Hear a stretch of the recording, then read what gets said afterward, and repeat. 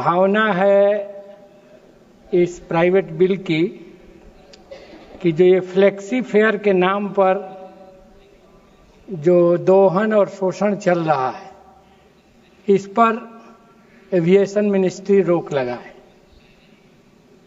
रूडी जी के भाषण से तो ऐसा लगा, हालांकि ये पूरा मंत्री जी की ही रणनीति है कि कुछ बात आप बोल दीजिए, कुछ हम बोल देंगे, आप कड़वी बात कुछ बोल दीजिए, हम मीठा मीठा बोल देंगे।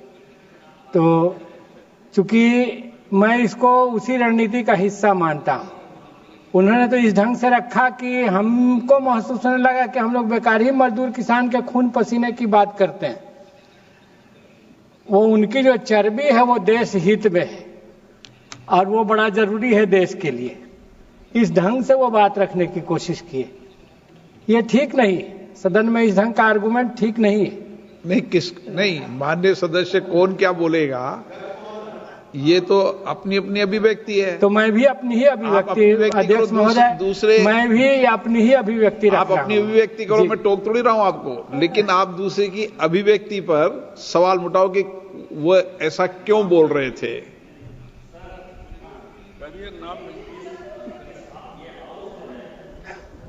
मतलब हम लोगों का सौभाग्य होता है कि आप पार्लियामेंट शुरू करते हैं और पार्लियामेंट क्लोज कराते हैं। मतलब मैंने अपने जीवन में इस तरह के लोकसभा अध्यक्ष नहीं देखे, और नियम कानून प्रक्रिया से आप चलाते हैं सर। रूडी जी ने कोई ऐसी बात नहीं कही जो कि बुरी लगे। उन्होंने सरकार को ही यह कहा सर कि आपके ये चार्ज हैं, सिक्योरिटी के चार्ज हैं, यूजर के चार्ज हैं, फ्यूल के चार्ज हैं, और इसके आधार पर एयरलाइंस कंपनी के साथ साथ आपकी भी रिस्पांसिबिलिटी बनती है कि आप काम करें। और भारतीय जनता पार्टी का पक्ष उन्होंने रखा कि आम आदमी को सस्ते में कैसे टिकट मिले। यदि उनकी बात को गलत ढंग से इंटरप्रेट कर रहे हैं तो यह उनका सवाल है सर। उन्होंने किसी को डिफेंड नहीं किया।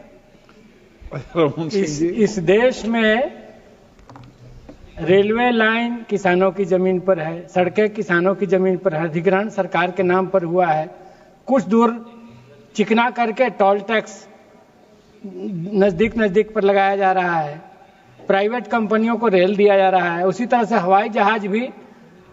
तो हम कहना चाहते हैं कि आप सरकारी माल को प्राइवेट को लूटने के लिए जो दे रहे हैं, यह नीति आपकी ठीक नहीं है। आप फसल बीमा भी जो चलाते हैं, प्रधानमंत्री फसल बीमा, तो उसमें 3 गुना ज्यादा कंपनियों को पे करते हैं, 1/3 किसानों को पे करते हैं। तो ये जो पूरी नीति चल रही है देश में, हम इसका विरोध करते हैं।